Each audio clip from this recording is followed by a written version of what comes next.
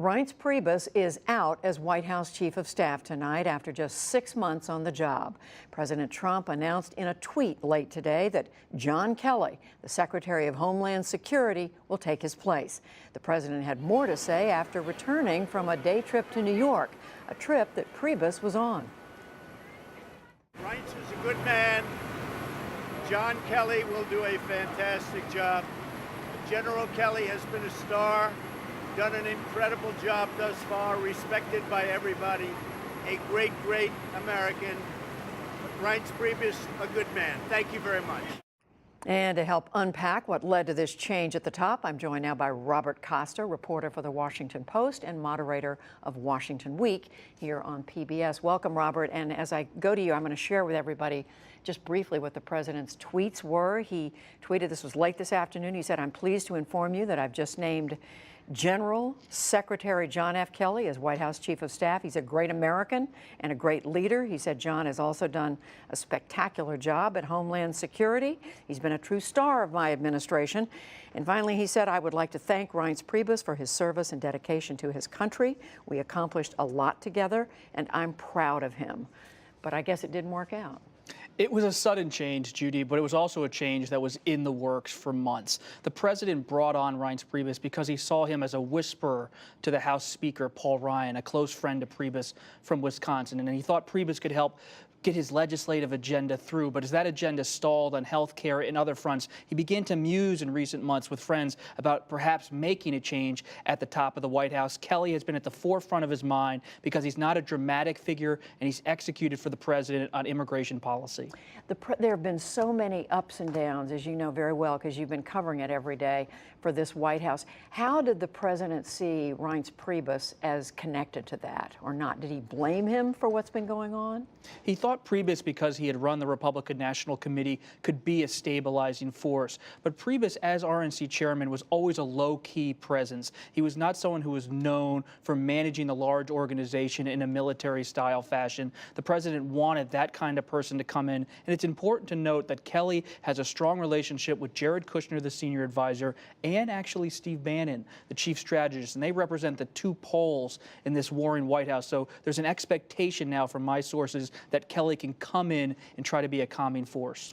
So you mentioned the two poles, but we also had the announcement the other day from the president. He was bringing in a new communications director, Anthony Scaramucci, who has been in this very visible war, and the language that he used in that conversation with the New Yorker magazine reporter was making all kinds of news headlines yesterday. How does that fit into all this? No, it's a smart observation because it does seem incongruent to have this swashbuckling New Yorker and Anthony Scaramucci now working alongside General Kelly, who's known for being a very precise man. But it really reflects how the president's trying to turn to his loyalists from New York as well as to military figures as he tries to right the ship. He knows this health care legislation is going nowhere right now on Capitol Hill. He's trying to recover his presidency, turning to two different types, the New Yorkers and the military. So does this look to you, Robert, like this is a team that can work smoothly together,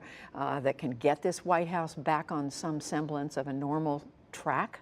Well, General Kelly has said publicly in the past that he'd like to maybe try to monitor the president's calls, that he thinks there could be more organization inside of the West Wing. It's going to be interesting to see if he can really try to contain the Oval Office. This is an Oval Office that's known for having a lot of entryway people coming in and offering their advice, often unsolicited, to the president. If Kelly can get a hold of that in the way Priebus never did, maybe he can turn it around. But he also has to navigate all the different circles around President Trump. He's someone who's known not just for having a straight chain of command. He talks to a lot of people all the time. Well, speaking of which, what one hears is that this is a president who really likes to be his own chief of staff. Indeed. He's a detail person. He wants to know what everybody's doing, how they're doing it.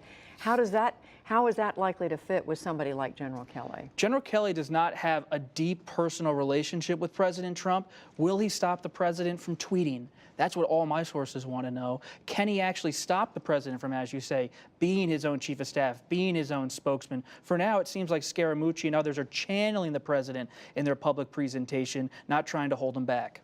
The other thing, Robert, I have to raise are the so-called, what the White House and the president like to call the leaks, which they say are coming from a lot of people in the White House and the administration. They shouldn't be, but then the stories one also hears is that not only is the president talking to the press, but people at the highest levels in the White House. How is all that likely to change or not as a result of this? It's a very messy situation because the president is furious behind the scenes. He's telling his aides that they need to stop the leaks, but often these leaks are coming from some of his own White House officials. And there's a big difference between intelligence community leaks and leaks about palace intrigue inside of the West Wing. But a lot of the president's aides are just trying to reflect his own unhappiness about a White House he thinks that's talking too much. Well, it is, as you and I were just saying, it's one more tumultuous day in what's been nonstop tumult. And everyone was thinking maybe Attorney General Sessions would be the person to go at the end of this week after all of his struggles with President Trump, but it was Priebus. And we don't know what's going to happen to the Attorney General at this point.